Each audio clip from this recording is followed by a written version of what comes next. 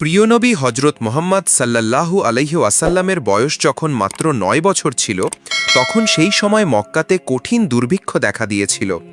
মক্কার সর্বত্র বৃষ্টির ধারা বন্ধ হয়ে গিয়েছিল, ক্ষেত খামার শুকিয়ে মাটি হলুদ হয়ে গিয়েছিল, ফলে কূপ এবং ঝর্ণা শুকিয়ে গিয়েছিল।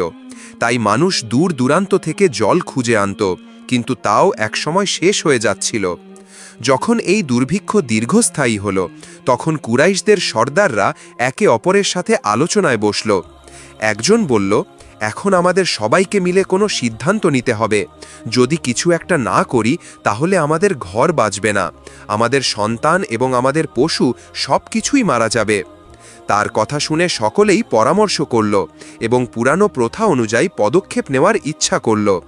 তখন অপর একজন বলল, তাহলে একটা বড় পাত্র নিয়ে আসো এবং তাতে পশুর রক্ত রেখে হাত ডুবিয়ে শপথ নিই, যাতে আমাদের সমস্যা দূর হয়ে যায়।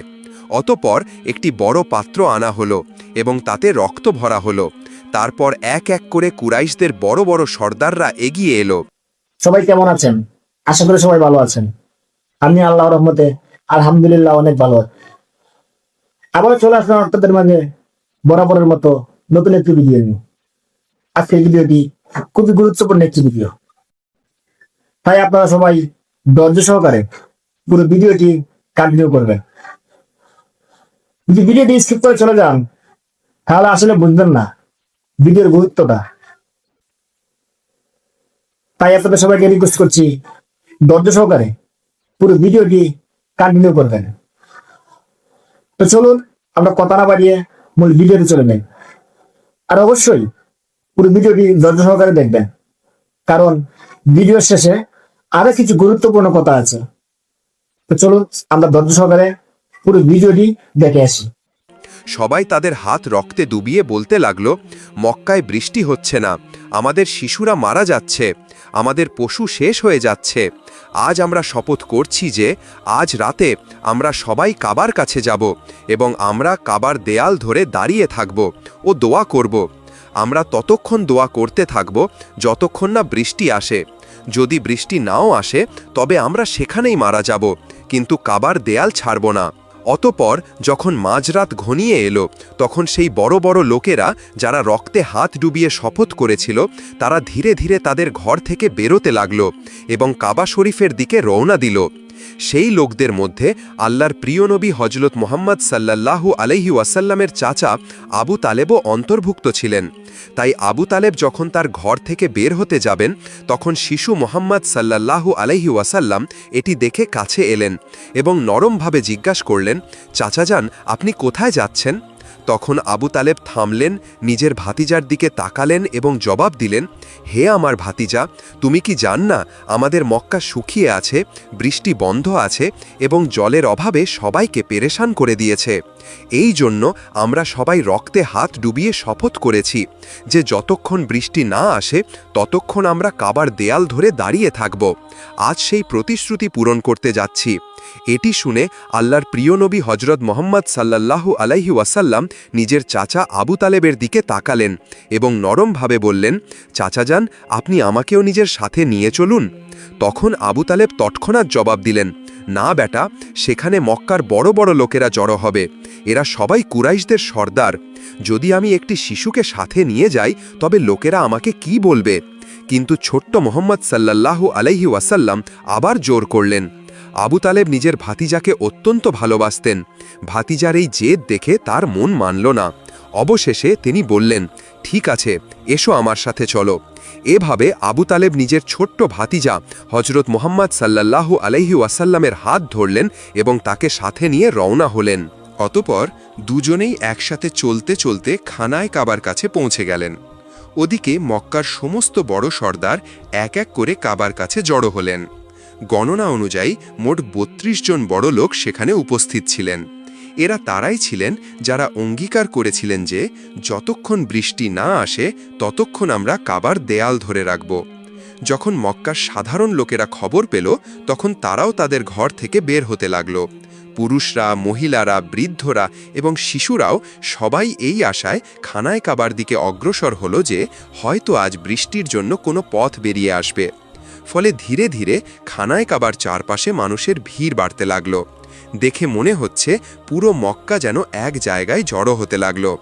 কিন্তু সেই ৩২ জন সর্দার যারা রক্তভরা পাত্রে হাত ডুবিয়ে শপথ করেছিলেন, তারা সবাই কাবার একেবারে কাছে দাঁড়িয়ে গেলেন।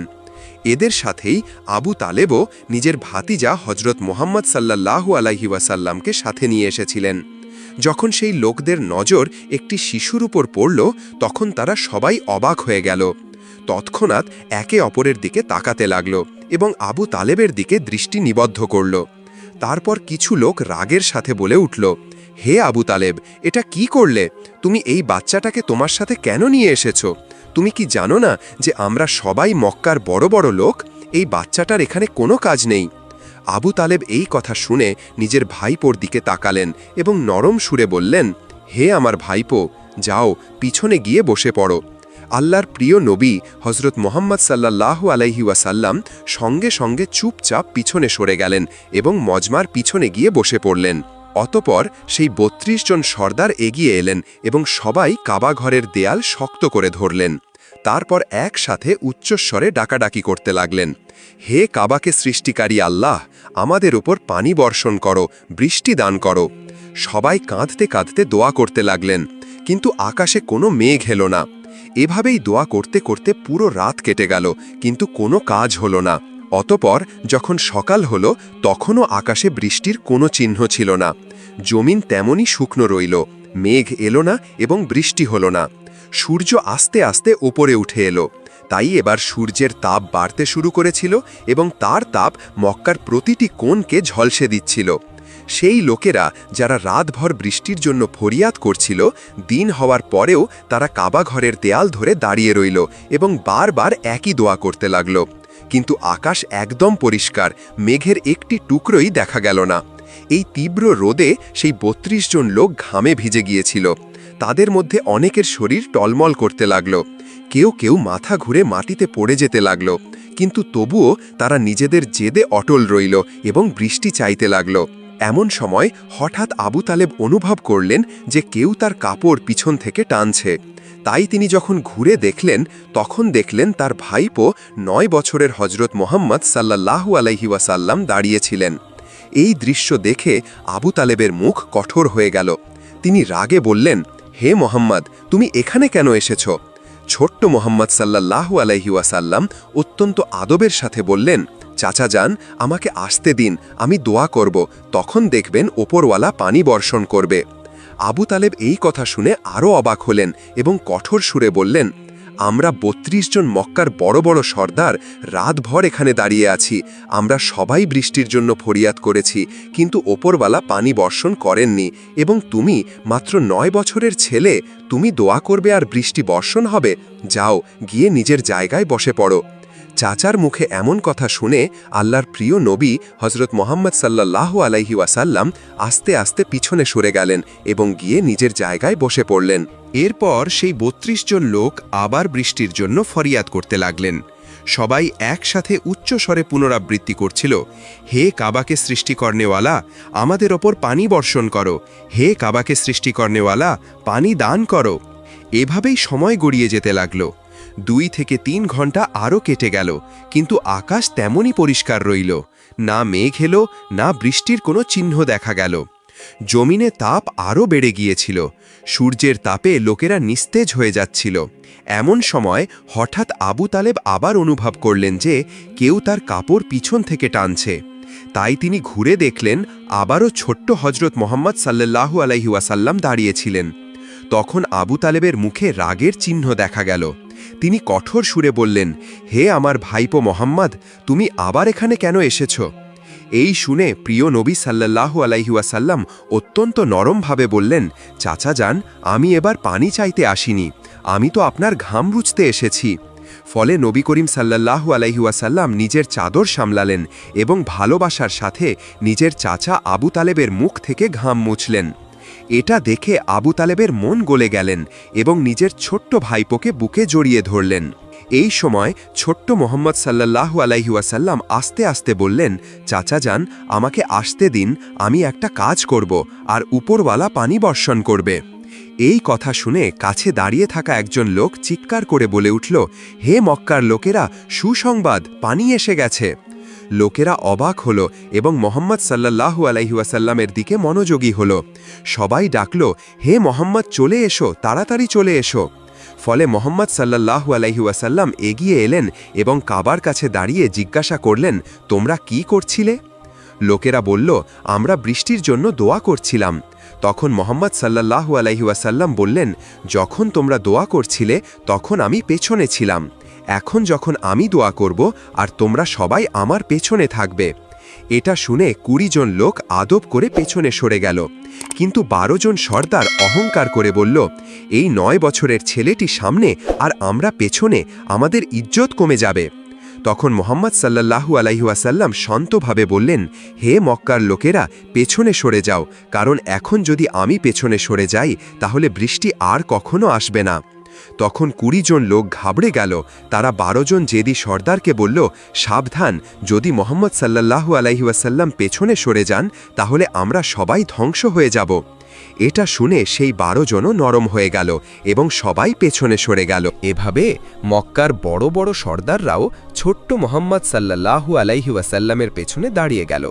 সর্দাররা বলল, হে মোহাম্মদ সাল্লাল্লাহু আলাইহি ওয়াসাল্লাম, এখন তো আমরা পেছনে চলে এসেছি, এখন দোয়া করুন। তখন মোহাম্মদ সাল্লাল্লাহু আলাইহি ওয়াসাল্লাম বললেন, যদি আমিও সেটাই চাই যা তোমরা চেয়েছ তাহলে পার্থক্য কি থাকবে? লোকেরা অবাক হয়ে বলল, তাহলে আপনি কি চাইবেন? তখন মোহাম্মদ সাল্লাল্লাহু আলাইহি ওয়াসাল্লাম পরোক্ষভাবে বললেন, এটাই এখন তোমরা দেখবে। তারপর মোহাম্মদ সাল্লাল্লাহু আলাইহি ওয়াসাল্লাম আকাশের দিকে তাকালেন। প্রথমে হালকা মেঘ দেখা গেল, তারপর আবার যখন দৃষ্টি তুললেন তখন বৃষ্টি নামতে লাগল। তৃতীয়বার যখন নবী করিম সাল্লাল্লাহু আলাইহি ওয়াসাল্লাম পুরো মুখ আকাশের দিকে তুললেন তখন মেঘ ছেয়ে গেল এবং প্রবল বৃষ্টি হতে লাগল। শুকনো ক্ষেত সতেজ হয়ে গেল এবং লোকেরা আনন্দে বৃষ্টিতে ভিজতে ভিজতে ডাকতে লাগল, ইয়া মোহাম্মদ সাল্লাল্লাহু আলাইহি ওয়াসাল্লাম। এইভাবে পুরো মদিনা আনন্দে মুখরিত হয়ে উঠল। হজরত মোহাম্মদ সাল্লাল্লাহু আলাইহি ওয়াসাল্লাম যখন হজরত হালিমার বাড়িতে প্রতিপালিত হচ্ছিলেন এবং বয়স 3 বছর ছিল, তখন তিনি আদর করে জিজ্ঞাসা করলেন, আম্মা, আমার ভাইয়েরা কোথায় যায়? হালিমা বললেন, বেটা, তারা ছাগল চড়ায়। তখন শিশু মোহাম্মদ সাল্লাল্লাহু আলাইহি ওয়াসাল্লাম বললেন, আম্মা, আমিও তাদের সাথে যেতে চাই। তার কথা শুনে হালিমা ভয় পেয়ে মানা করলেন, কিন্তু নবীজির বোন শাইমা বললেন, আম্মা, আপনি জানেন যখন ভাই মোহাম্মদ আমাদের সাথে যায় তখন মেঘ ওপরে ছায়া করে নেয়, রোদ কখনো তাদের ওপর পড়ে না। এটা শুনে হালিমার মন বিশ্বাস ও খুশিতে ভরে গেল যে এই শিশুটি আল্লাহর বিশেষ হেফাজতে আছে।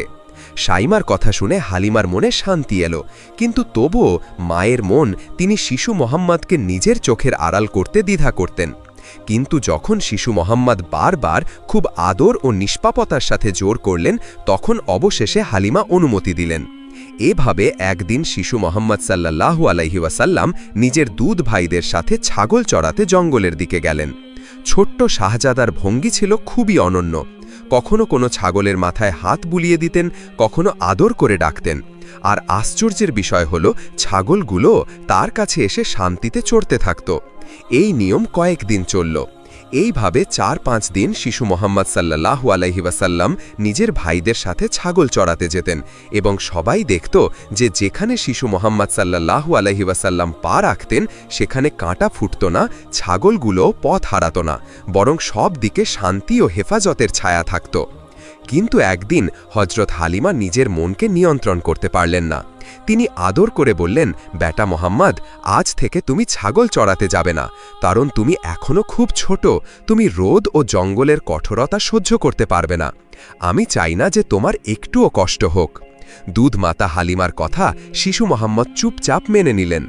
একদিন কাটল, দ্বিতীয় দিনও কেটে গেল, কিন্তু তৃতীয় দিন হঠাৎ বাড়িতে এক হুলস্থুল পড়ে গেল। হজরত হালিমার আপন ছেলে কাঁদতে কাঁদতে ভেতরে এলো। তার মুখে ভয় এবং চোখে জল ছিল। তখন হালিমা ঘাবড়ে গিয়ে বললেন, বেটা, কি হয়েছে, কেন কাঁদছ? শিশুটি হেঁচকি তুলতে তুলতে বলল, আম্মা, আমাদের একটি ছাগলকে জঙ্গলে সিংহ নিয়ে গেছে। এই কথা শুনে হালিমার মনে আঘাত লাগল। মমতা ভরা মনে একটি চিন্তাই এলো যে যদি শিশু মোহাম্মদ সাথে থাকত তাহলে না জানি কি হতো। তার চোখ থেকে অশ্রু গড়িয়ে পড়ল এবং তিনি মনে মনে আল্লাহর শুকরিয়া আদায় করতে লাগলেন যে তিনি শিশু মোহাম্মদকে জঙ্গলে যেতে বাধা দিয়েছিলেন। কিন্তু একই সাথে এই দুঃখও ছিল যে বাড়ির ছাগলের সংখ্যা কমে গেছে। হযরত হালিমা সাদিয়ার অশ্রু তখনও গালে গড়িয়ে পড়ছিল। এমন সময় শিশু মোহাম্মদ সাল্লাল্লাহু আলাইহি ওয়াসাল্লামের দৃষ্টি তার প্রিয় আম্মির মুখের উপর পড়ল। তখন আল্লাহর মাহবুব মোহাম্মদ সাল্লাল্লাহু আলাইহি ওয়াসাল্লাম এগিয়ে এলেন, ছোট হাত দিয়ে হালিমার অশ্রু মুছে দিলেন এবং খুব ভালোবাসা দিয়ে জিজ্ঞাসা করলেন, আম্মা, আপনি কেন কাঁদছেন? কি হয়েছে? হযরত হালিমা বললেন, বেটা মোহাম্মদ, আমাদের একটি ছাগলকে জঙ্গলের সিংহ নিয়ে গেছে, তাই আমার মন খারাপ। এই কথা শুনে শিশু মোহাম্মদ মুচকি হেসে বললেন, আম্মা, আপনি কেন কাঁদছেন? কি হয়েছে? হযরত হালিমা বললেন, বেটা মোহাম্মদ, আমাদের একটি ছাগলকে জঙ্গলের সিংহ নিয়ে গেছে, তাই আমার মন খারাপ।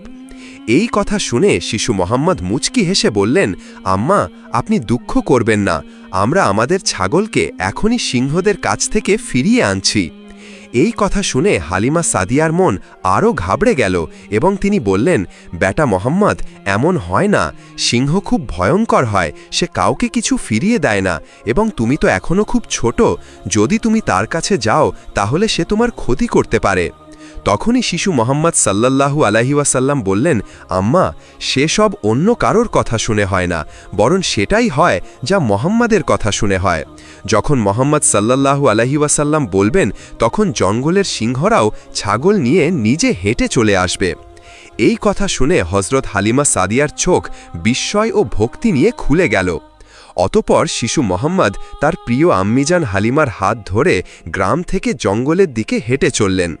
যখন জঙ্গলের কিনারায় পৌঁছালেন, তখন শিশু মোহাম্মদ সাল্লাল্লাহু আলাইহি ওয়াসাল্লাম অত্যন্ত প্রতাপ ও স্নেহ সহকারে আওয়াজ দিলেন, হে জঙ্গলের সিংহরা, শোনো, আমার মা হালিমার ছাগল ফিরিয়ে দাও। শিশু মোহাম্মদ সাল্লাল্লাহু আলাইহি ওয়াসাল্লামের এই কথাগুলো যেন আল্লাহর নির্দেশের মতো জঙ্গলে প্রতিধ্বনিত হল। এইটুকু বলার পরই হঠাৎ জঙ্গলের ভেতর থেকে শব্দ উঠে এলো এবং কিছুক্ষণের মধ্যেই অনেক সিংহ দৌড়ে আসতে দেখা গেল। সেই সিংহরা হযরত হালিমা সাদিয়ার ছাগলকে খুব সাবধানে নিয়ে এলো এবং এসে শিশু মোহাম্মদ সাল্লাল্লাহু আলাইহি ওয়াসাল্লামের পায়ে মাথা নত করল। সিংহ ছাগল ফিরিয়ে আনল এবং ভালোবাসা ভরা দৃষ্টিতে শিশু মোহাম্মদ সাল্লাল্লাহু আলাইহি ওয়াসাল্লামকে দেখতে লাগল। তখন শিশু মোহাম্মদ সাল্লাল্লাহু আলাইহি ওয়াসাল্লাম বললেন, হে সিংহরা, তোমরা জানতে না যে এই ছাগল আমাদের, তাহলে কেন নিয়ে গেলে? সিংহরা আদব সহকারে বলতে লাগল, ইয়া রাসূল, আমরা আপনার দিদারের আশায় ছাগল নিয়ে গিয়েছিলাম, যাতে আপনি আমাদের কাছে আসেন। আপনাকে ছাড়া জঙ্গল নির্জন লাগে। ছাগল তো শুধু অজুহাত ছিল, আসল উদ্দেশ্য ছিল আপনার দিদার। এই কথা শুনে হযরত হালিমার চোখ থেকে অশ্রু গড়িয়ে পড়তে লাগল। তিনি ভাবতে লাগলেন যে জঙ্গলের হিংস্র প্রাণীরাও এই শিশুর সামনে বিনয়ের সাথে নত হচ্ছে। সিংহ বলল, ইয়া রাসূল, যদি কোনো বেয়াদবি হয়ে থাকে তাহলে আমাদের ক্ষমা করে দিন। তখন মোহাম্মদ সাল্লাল্লাহু আলাইহি ওয়াসাল্লাম মুচকি হেসে বললেন, যাও, তোমরা স্বাধীন, কিন্তু মনে রেখো, কারোর ওপর জুলুম করবে না। এই কথা শুনে সিংহরা আনন্দে গর্জন করতে লাগল। হযরত হালিমার মনে বিশ্বাস আরও বেড়ে গেল যে এই শিশু সাধারণ নয়, সমস্ত বিশ্বের জন্য রহমত। ধন্যবাদ সবাইকে ধৈর্য সহকারে পুরো ভিডিওটি কন্টিনিউ করার জন্য। আর এরকম সকল আপডেট ভিডিও পেতে অবশ্যই যারা নতুন তারা আমাদের চ্যানেলটি সাবস্ক্রাইব করে পাশে থাকা বেল আইকনটি বাজিয়ে দিবেন। আর অবশ্যই আপনার মতামত কমেন্ট বক্সে জানিয়ে দিবেন। পরবর্তীতে আপনারা কার ভিডিও দেখতে চান তা অবশ্যই কমেন্টে জানাবেন। ধন্যবাদ সবাইকে। আজকের ভিডিওটি এই পর্যন্তই। দেখা হচ্ছে পরবর্তী কোনো ভিডিওতে। ততক্ষণ ভালো থাকবেন, সুস্থ থাকবেন। আল্লাহ হাফেজ।